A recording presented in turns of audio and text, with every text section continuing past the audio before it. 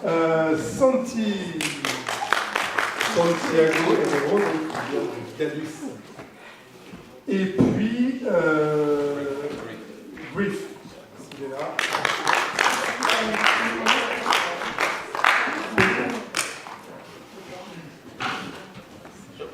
Bonjour. Eh bien, même chose que santé. C'est ça? Merci.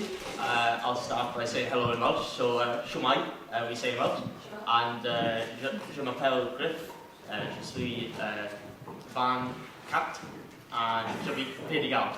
And yeah, so to introduce myself, I'm a youth officer for Mentor Cardiff. Mentor Cardiff is a non-profit charity that works in Cardiff, and we try to promote and extend the use of the Welsh language throughout Cardiff, which is the capital city of Wales. And one of our main practices is to create Welsh rock bands. So every year we work together as me and my colleague. En fait de groupe de rock, so it's since 2022, right? Yeah. Et donc un projet. So what's the name of the project? It's Uncobolino, which translates to introduce or to present. So it can mean introduce or present. So yeah. Ok.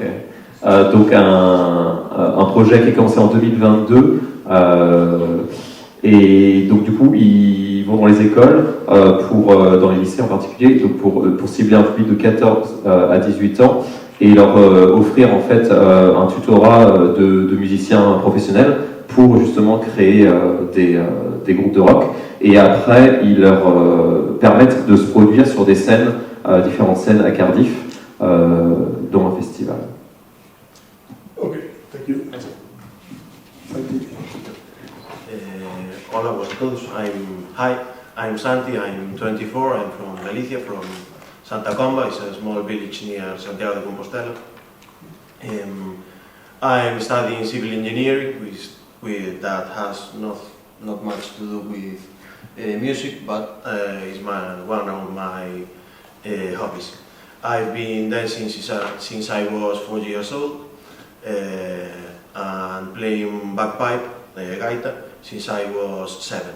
So it's part of my life and nowadays I spend maybe lots of hours practicing. I'm part of a group in A Coruña, its name is Donaire, and I also take part in a cultural association in my hometown, Santa Comba. In fact, I'm the president, which is something good to say. And we both dance and play gaita there, and I'm very proud of this association because we teach culture to 150 people. That may not sound too much in a big city, but in a small place, it's quite a good percentage of children. Okay. Alors, Santiago, il est de Galice, donc dans un village près de Saint-Jacques-de-Compostelle. Donc, so you study or you work? I study. Et donc il étudie. Alors c'est pas le BTP, c'est la génie civile. Donc il pratique la musique et il fait même partie d'un groupe en fait à la Corogne et donc il pratique il passe beaucoup de temps à pratiquer et il est aussi président d'une association culturelle dans son village et donc il est très fier du travail réalisé parce qu'il y a 150 personnes en fait dans ce village en fait qui participent en fait à. Well, the name of the association is Ashiomo. I haven't said. Okay. Donc moi je m'appelle Amélie Emarno. Donc je joue un instrument qui n'est pas du tout un instrument celte, c'est un instrument du Moyen-Orient qui s'appelle le oud. Et donc ce qui fait que je fais de la musique celte, c'est que en fait j'écris des chansons en breton en m'accompagnant avec le oud. Et j'ai appris le breton en 2000, j'ai commencé à apprendre le breton en 2021 avec la formation scolaire Mensa à Rennes. Et j'ai été professeure de musique, voilà. Et voilà. Donc Amélie plays an instrument called oud. I don't know in English, probably the same. Okay, which is an instrument from the Middle East, but she writes songs in Britain, and she started learning Britain in 2021, and she's a music teacher, right? Yeah. Bonjour à tous, je m'appelle Claude Fossé, j'ai 24 ans et j'habite à Vannes. Je suis calabardeuse, donc je joue de la bombarde au Bagadic Mémorial de Vannes. Et je suis aussi porte-drapeau pour les Ougarines Tanilou Vénès de Vannes. Donc lors de défilés ou d'événements, je défile avec un drapeau dans des pays de la Bretagne. Donc moi, je ne suis pas native de Bretagne. J'ai vécu un peu partout en France durant ma vie. La moitié de ma vie en Normandie, la Manche, le Calvados, j'en entends certains. Et une autre partie dans le sud, donc dans le Tarn, le Lot, la Dordogne. Et en fait, j'ai découvert tout ce monde-là il y a à peu près 3 ans. J'étais dans une période de ma vie où je me posais pas mal de questions sur mon identité et ce que je suis. Et c'est lors d'un voyage en Bretagne de quelques jours que j'ai découvert la région et j'ai eu cette impression de me sentir à ma place. Je me suis dit, c'est là qu'est ma place, c'est là que je veux vivre. J'ai découvert la culture, donc le monde des bagadous par exemple. Et j'ai commencé du coup à écouter de musique et j'ai découvert la bombarde.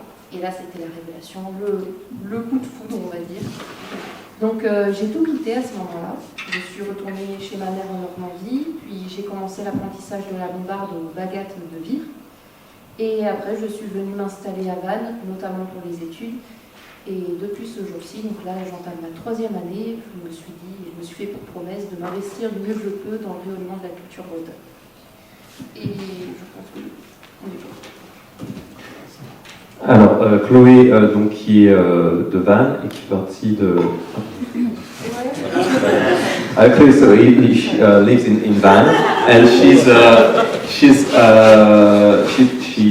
part of a band, and she plays bombard.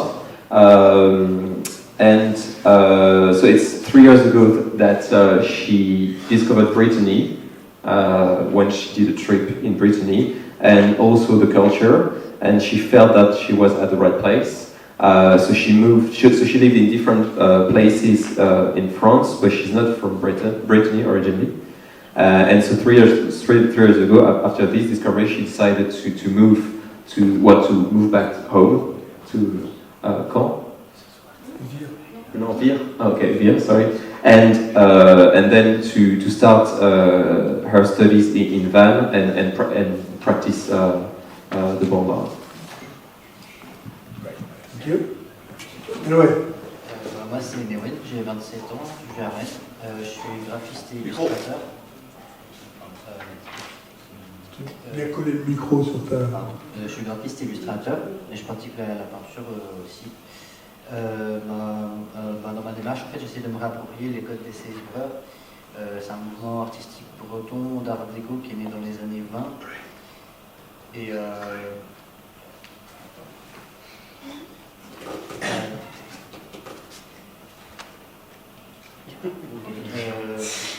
encore c'est ça va. du coup,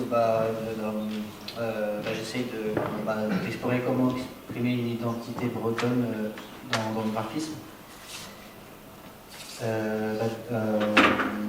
Cette démarche elle est venue du fait que j'étudiais le breton à la fac et en parallèle je faisais des études en design graphique et j'ai voulu joindre les deux. Ça va occuper une grande partie de mon temps libre. Mais le fait de m'intéresser au savoir particulièrement, en fait, ça m'a fait avoir mes premières commandes et de me faire un petit peu connaître et de vendre aussi des imprimés. Mais plus largement, en fait, j'ai toujours été curieux du fait minoritaire, en fait, de comment les autres jeunes vivaient leur rapport à leur minorité. Et j'ai vécu plusieurs années à Barcelone où là-bas le rapport à la minorité il est totalement différent. Et du coup, ça a achevé de me convaincre que la culture bretonne elle était digne d'intérêt. Et du coup, voilà. Merci.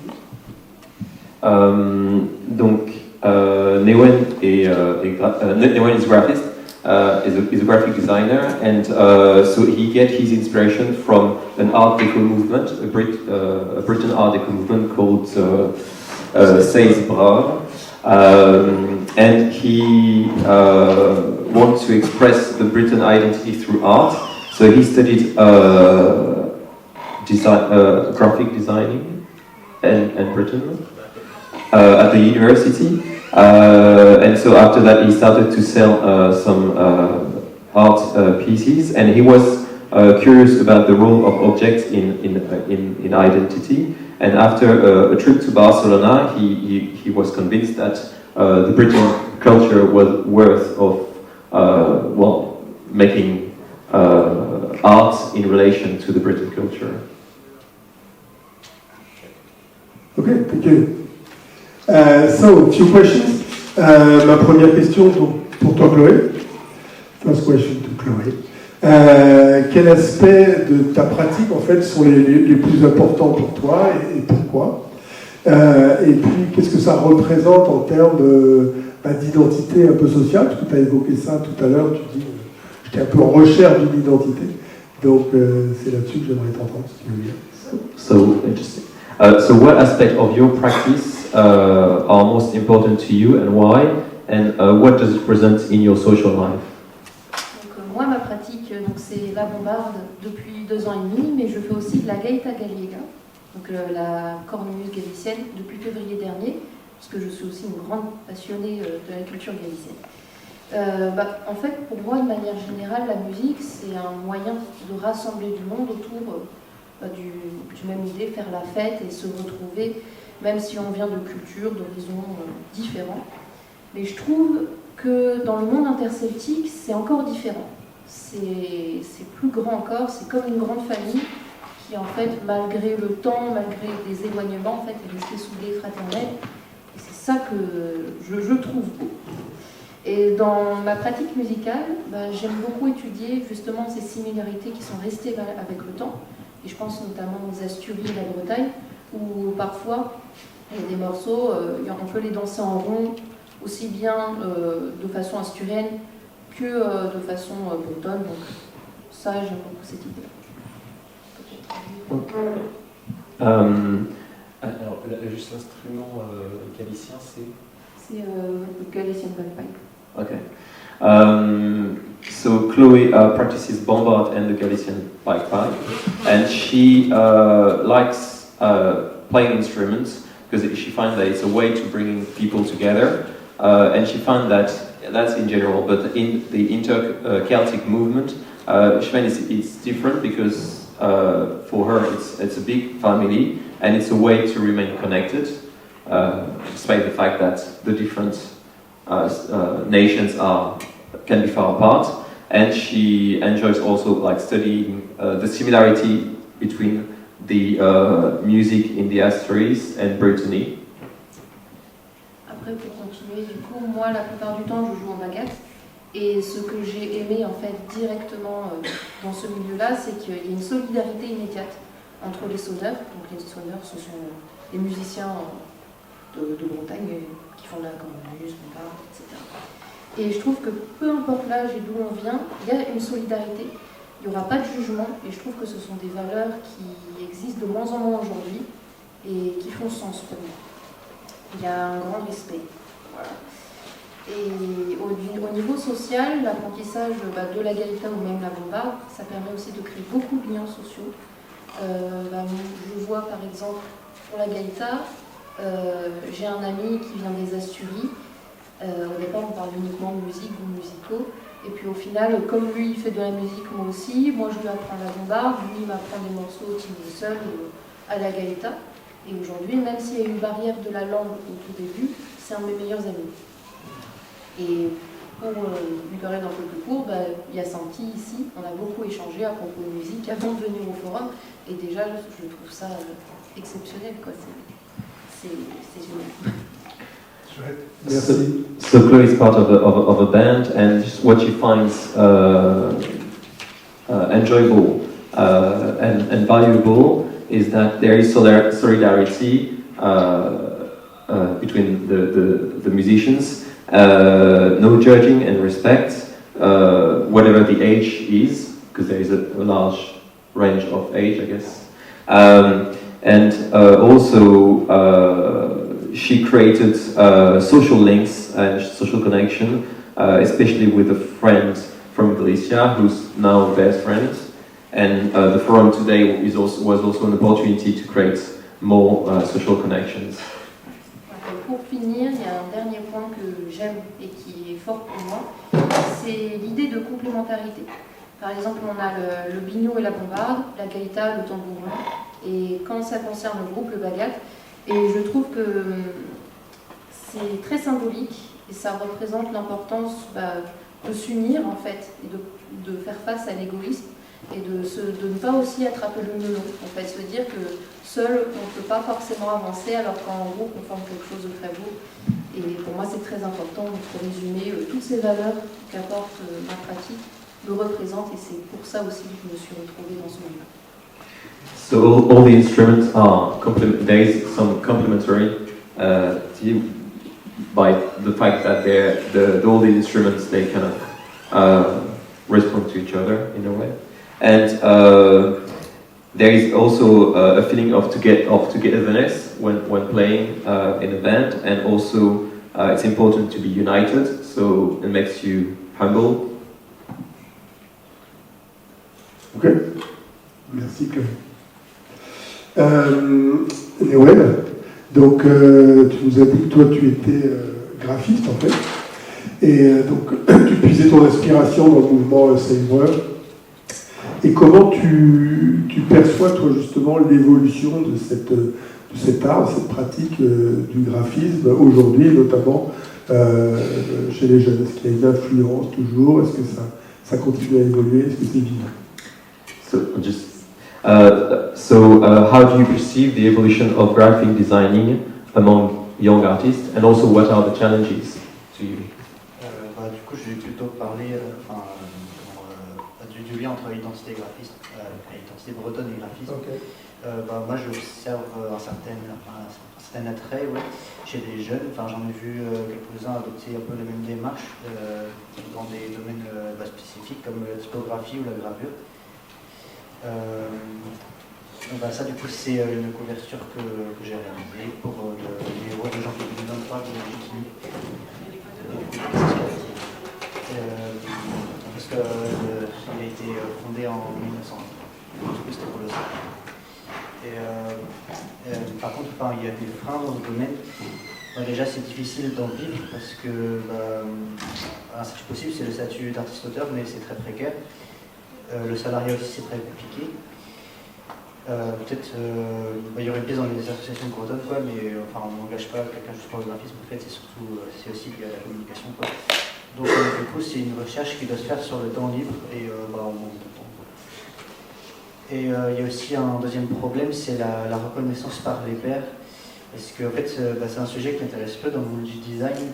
De manière générale, les cultures régionales, comme elles sont vues avec mépris, de manière très périphérique, pas comme un vrai sujet. Du coup, ça fait que c'est un domaine sous-investi. Il y a un gros chantier encore à venir. On a du mal à sortir d'un petit cercle breton. Et du coup, on a aussi un certain manque de qualité, du coup, c'est tout ça. Mais il y a quand même des œuvres de design graphique qui ont réussi à sortir hors des frontières bretonnes. Par exemple, pour le citer Franck Lehenaf, il a fait des affiches entièrement bretons qui n'ont pas eu de mal à être exposées dans le monde entier. Du coup, l'identité bretonne, c'est pas forcément un frein non plus, Il faut aussi qu'on travaille dessus.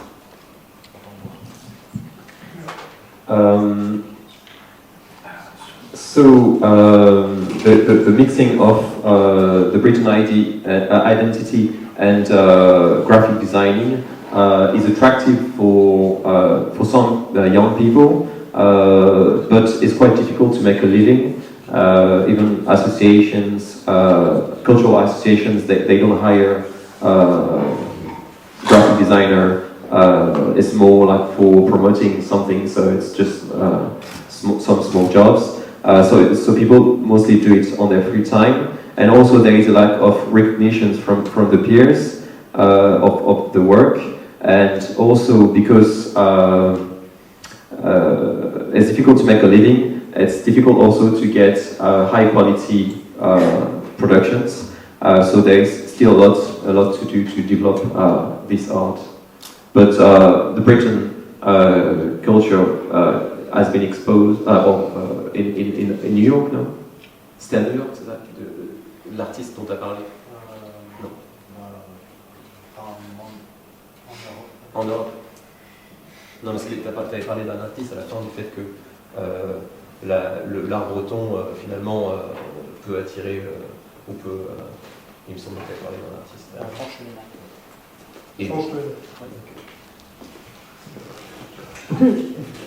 Merci beaucoup. Mais ouais. Alors Amélie, question pour toi. Donc toi tu es songwriter, enfin, on dit quoi, auteur-compositrice de chansons en breton.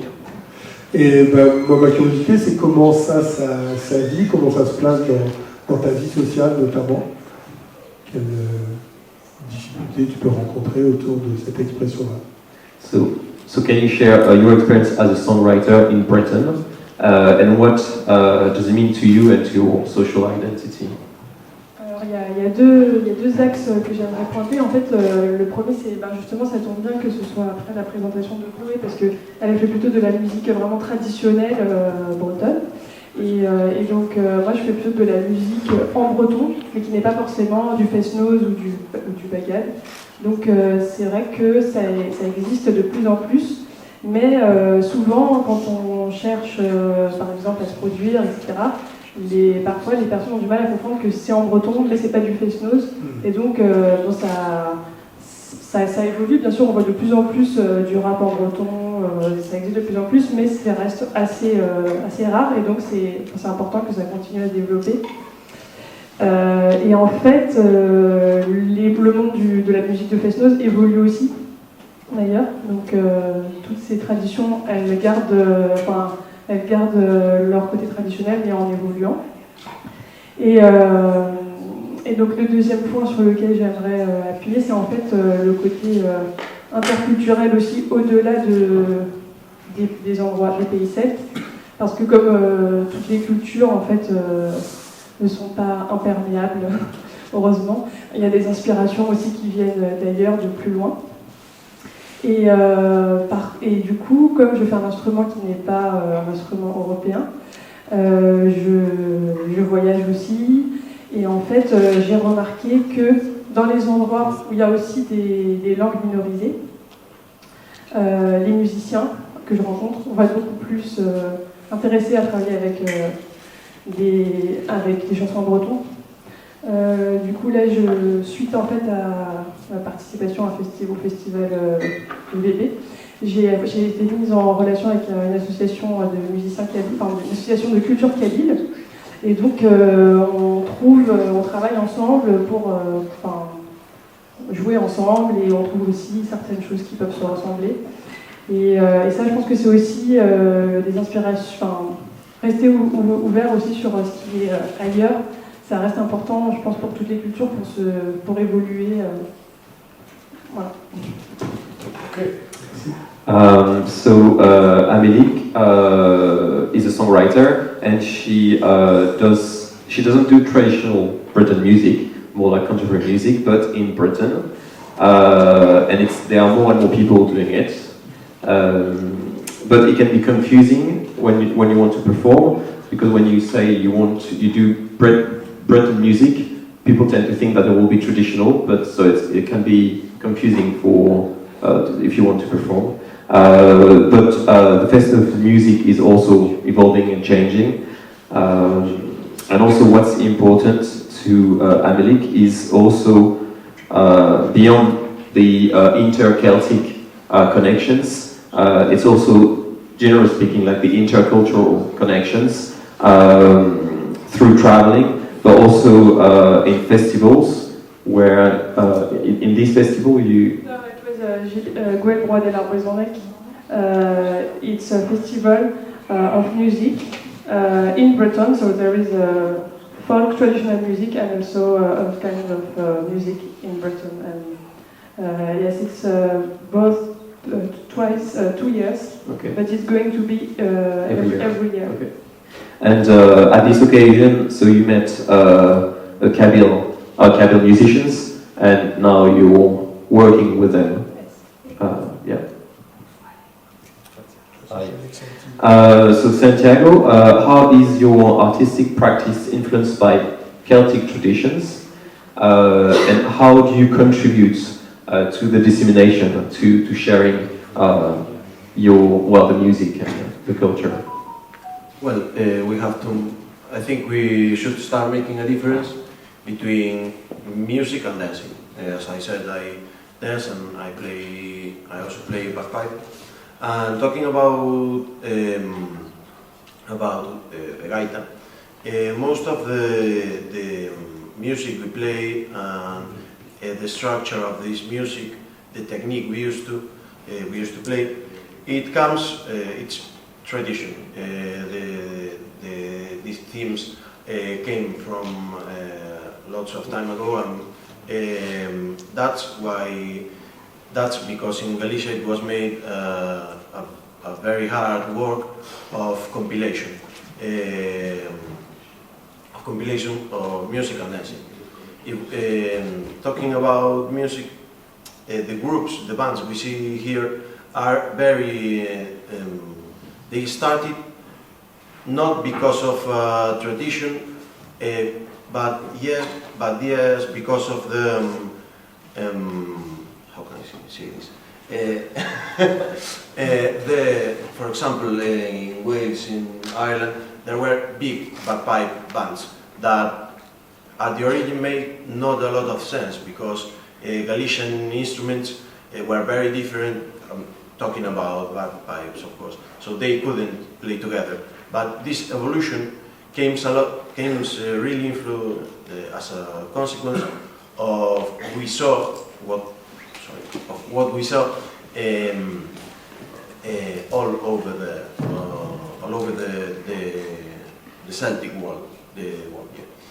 And talking about dance, it's a bit different because it used to be like when people ended the work they had on the day, they got together and played music and danced.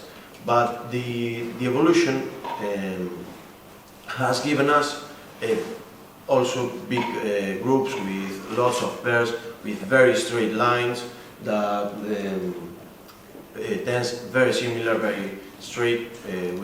I don't know if you have been to the yesterday night some set in the stadium. Okay.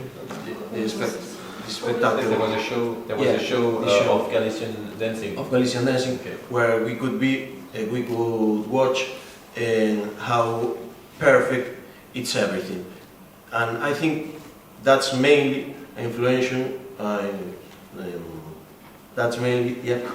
Because what we saw when we came to festivals as Lorient, for example, or festivals we have there like Festival de Ortigueira, where this exchange of knowledge, of influences, has given us a product based on our tradition, but very spectacularized, if that could be said.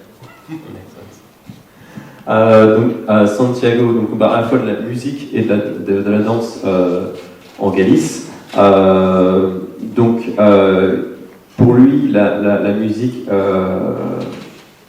galicienne, en fait, elle est basée beaucoup sur des techniques traditionnelles, donc qui remontent à un certain temps, et sur en fait une accumulation de musique traditionnelle. Et donc il y a des bandes, des groupes, des groupes de musique, en fait, qui se créent sous l'influence du monde celtique en général. Et justement, à l'occasion de festivals, ils peuvent justement échanger aussi pour évoluer. Et donc, après la guerre, en Galice, il y a eu une évolution des pratiques de danse et qui cherchaient justement à se perfectionner, se professionnaliser. Et donc, à Lorient, il y a eu une démonstration hier de danse galicienne. Et on peut voir justement que c'était davantage parfait. C'est un peu le résultat de ces années d'évolution. So Griff, how do you see the future of your cultural practice in Wales, and what role can contemporary artists play in the evolution of the culture and the spreading of the Welsh culture? So regarding the future of our practice, we believe it will continue to grow as the years go by, to engage young people to be a part of it, and to be very successful. Every year we start the project. So we just recently finished the third year of our project, which means in the last 3 years we've successfully established 12 bands in total. So hopefully we can continue to do this and be able to engage more young people to be a part of it. And as you can see on the screen here, we got photos of how the bands get started. So we get them to do gigs in little venues in Wales. So on the right and left you got the venue called Clwb Ifor Bach, and in the middle we have Tabl, which is one of our biggest events of the organisation. So if you haven't heard of Tabl, I have a merch here at the top of this year event. So it's a Welsh music event, annual music festival that we have in Wales. It's a 2-day event where we bring 40,000 visitors every year. So it's so with every time we start a project, in the first month or two, we bring the young people together and they form the bands together, have their first performances in these little venues, and that follows up then to perform during the Tabl event. So by having them part of the event, it helps them to be exposed quite quickly early on in their careers, and they get to move on to perform around Wales then in different festivals in the Welsh language. And we have contemporary artists who have been established in 2022 and 2023 last year. They've been had a great success this year. This year they recently performed at the 2 Eisteddfod events that we have in Wales, which consists of the largest youth and culture events that we have in Europe. And one of our contemporary artists that we have here, called Iestyn, so he's going to be performing for us later on. He's proven to be very popular with our young audience, has a large following on social media as well. So if you follow his social media, you can see he plays so many instruments like guitar, drums, keyboard, if you name it. Any Welsh song he can do it. Yeah, so we've spoken with the newest members from last month when we started the third project, and a lot of them wanted to start because they saw artists like Iestyn to inspire them. So with continuing this project and being fortunate to have funding from Cardiff Council and the Welsh Government, we hope to inspire more young people, which will positively impact the Welsh music scene, and hopefully we can start a new generation of Welsh artists through this practice. So we can hopefully in the future engage with Celtic nations by showing this is what we do in Wales with our Welsh artists, and hopefully this can inspire maybe the Celtic nation artists to come over to Wales. We started this just recently with our recent Tabl event. So as you can see on the second slide, thank you. So on the left you see our contemporary artists that started with our project at the very start. They started in these little venues. Now they've performed on the biggest stages in Tabl, which is quite seen as a big deal, as you can see the crowd in the last slide. And also we invited some Gaelic Gaelic language promoters this year to the festival, and they put this summary about Tafwyl on their LinkedIn. So as you can see, they put a lovely complimentary post about Tafwyl and the impact it's done for the Welsh language and for the city of Cardiff. So hopefully we can hopefully inspire Celtic nations to do similar events in their own countries. Oui. Donc au Pays de Galles, donc il y a une tendance plutôt positive chez les jeunes en fait à vouloir pratiquer la musique en gallois et gaélique gaélique. En gallois, Welsh. Donc les 3 dernières années, à l'issue des projets dont de l'organisation dont Griff fait partie, il y a 12 groupes en fait qui ont été créés. Et donc comme ce qui était indiqué sur la photo précédente, en fait il y a une évolution du cheminement des artistes, de ces jeunes artistes.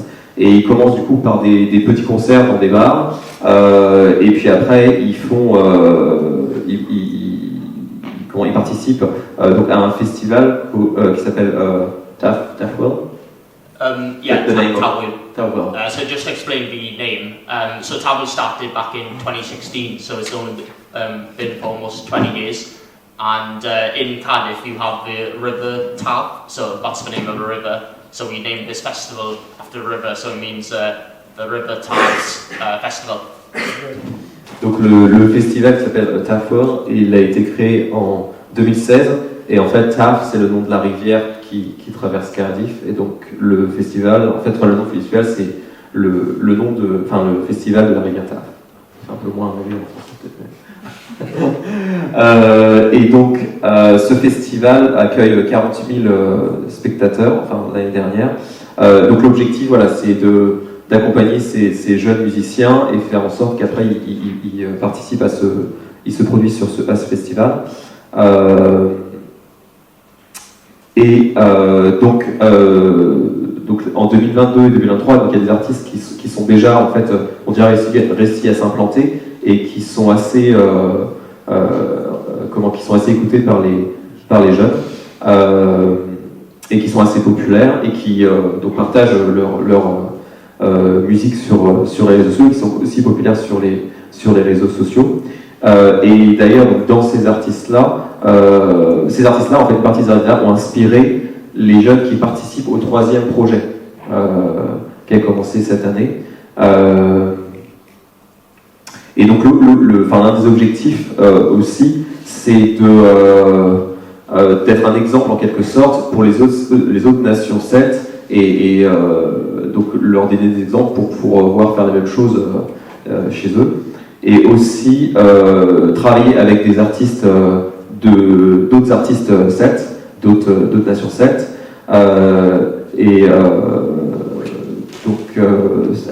So this year there was a Galician artist at the festival. So that's okay.